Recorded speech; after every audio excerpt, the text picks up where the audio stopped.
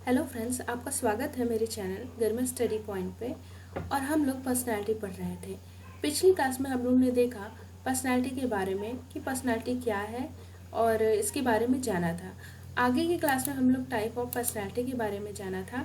और type of personality में हमने बताया था आपको कि पर्सनालिटी को 5 प्रकारों से बांटा जाता है, यानी 5 आधारों पर बांटा जाता है। जिसमें पहला था शारीरिक द्रव्यों के आधार पर, दूसरा शारीरिक गुणों के आधार पर, तीसरा शारीरिक गठन या संरचना के आधार पर, चौथा मनोवैज्ञानिक गुणों के आधार पर और पांचवा भारतीय दृष्टिकोण के आधार पर।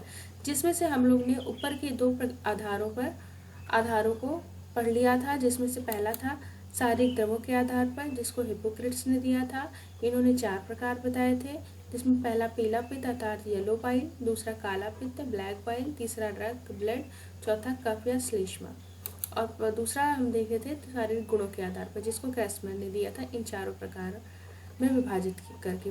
तो हम लोग ने इन सारी चीज़ों को पढ़ लिया है। और आज की क्लास में हम लोग जो है शारीरिक गठन के आधार पर पढ़ेंगे। इसका तीसरे आधार पर जो व्यक्तित्व को बांटा गया है वो शारीरिक गठन या संरचना के आधार पर बांटा गया है। इसको जो बांटने वाले हैं वो सेल्डन है और इन्होंने 3 प्रकार से बांटा है, एंडोमॉर्फी, मेसोमॉर्फी और एक्टोमॉर्फी। तो आइए स्टार्ट करते हैं। सेल्डन ने 1940 में शारीरिक गठन के आधार पर व्यक्तित्व को बताया है, जिसे इन्होंने सेमेटोटाइप प्रकार कहा है। इन्होंने शारीरिक संरचना अर्थात गठन के आधार पर व्यक्तित्व का वर्गीकरण करने के लिए 4000 कॉलेजों के छात्रों का विश्लेषण कर यह बताया कि व्यक्तित्व को मूलतः 3 प्रकारों में बांटा जा सकता है और प्रत्येक प्रकार के कुछ शील गुण अर्थात ट्रेट्स होते हैं, जिनसे उसका स्वभाव या चित्त प्रकृति को हम इंग्लिश में टेम्परामेंट का कहेंगे, का पता चलता है। सेल्डन द्वारा बताए गए वे 3 प्रकार एवं उससे संबंधित चित्त प्रकृति संबंधी गुण इस प्रकार है। तो जो सेल्डन ने बांटा है व्यक्तित्व को, उसको हम देखेंगे कितने प्रकार में बांटा है। 3 प्रकार में बांटा है, जिसको पहले प्रकार में इन्होंने एंडोमॉर्फी बोला है, दूसरे प्रकार में उन्होंने मेसोमॉर्फी बोला है और तीसरे प्रकार को एक्टोमॉर्फी बोला है। तो आइए जानते हैं कि एक्चुअली इसमें इन प्रकारों के गुण क्या हैं और इसको किस तरीके से हम व्यक्तित्व से जोड़ते हैं। तो चलिए स्टार्ट करते हैं।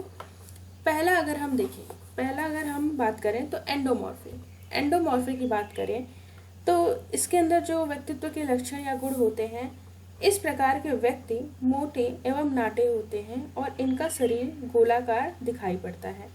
स्पष्ट है कि सेल्टन ने यह प्रकार क्रेशमर के पिकनिक प्रकार से मिलता जुलता है। पिछली वीडियो में हमने देखा था शारीरिक गुणों के आधार पर, जिसको क्रेशमर ने दिया था।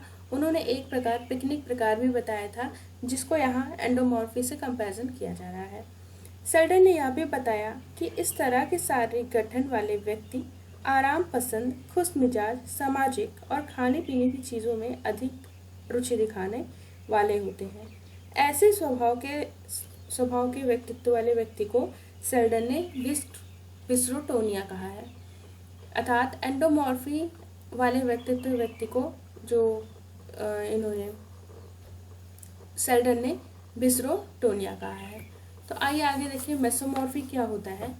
इस प्रकार के व्यक्तित्व के अगर इसका दूसरा प्रकार देखिए तो मेसोमॉर्फी, इस प्रकार के व्यक्तित्व के शरीर की हड्डियां एवं मांसपेशियां काफी विकसित होती हैं तथा शारीरिक गठन काफी सुडौल होता है।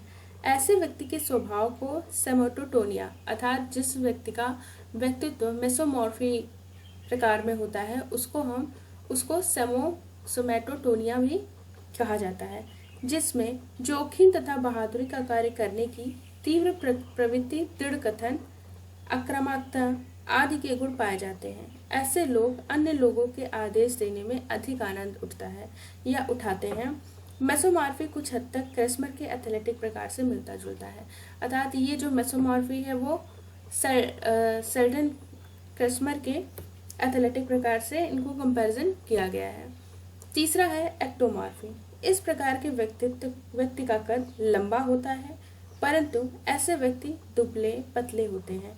इनके शरीर की मांसपेशियां अविकसित होती हैं और इनका पूरा गठन इकहरा होता है। इस प्रकार के व्यक्ति की चित्त प्रकृति को सेरिब्रोटोनिया भी कहते हैं। अर्थात जिनका व्यक्तित्व एक्टोमॉर्फी के अंतर्गत आता है उनको सेरिब्रोटोनिया भी कहते हैं। ऐसे व्यक्ति को अकेले रहना तथा कम से कम मिलना जुलना अधिक पसंद आता है। ऐसे लोग संकोचशील और लज्जालु भी होते हैं। इनमें नींद संबंधी शिकायत भी पाई जाती है। यद्यपि अगर हम आगे देखें तो इसको इस तरीके से भी देख सकते हैं। आप देख रहे होंगे स्क्रीन पर कि एक चित्र एंडोमॉर्फी, अगर हम पहला प्रकार देखें तो ये जो बीच वाला है वो एंडोमॉर्फी है। इसमें हम लोग ने जो गुण पढ़े तो इसको एंडोमॉर्फी को ही जो है हम क्या बोलेंगे, बिस्रोटोनिया भी बोलते हैं। दूसरा प्रकार हमने बताया था मेसोमॉर्फी।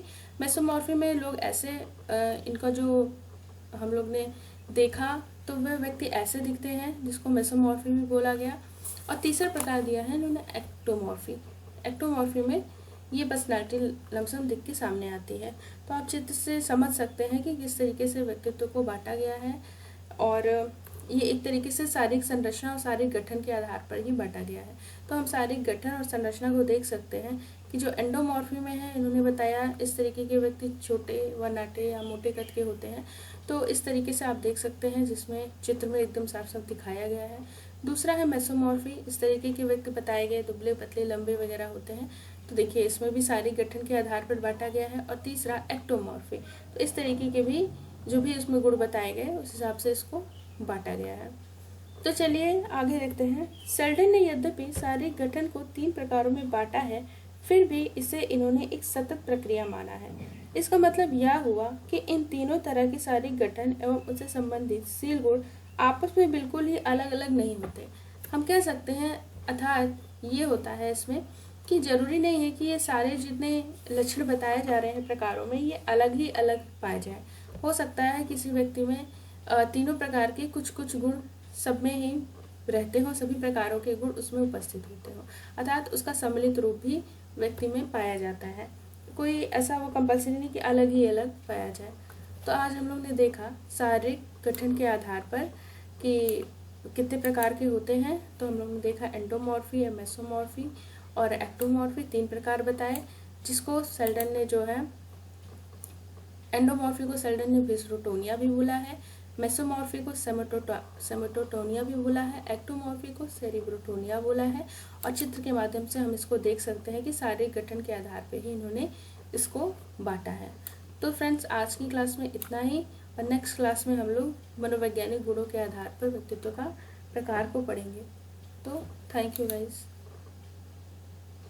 और अगर आपको मेरे चैनल पसंद आता है तो प्लीज़ मेरे चैनल को सब्सक्राइब करें, और वीडियोस पसंद आ रही हैं तो प्लीज़ लाइक और शेयर ज़रूर करें। Thank you guys.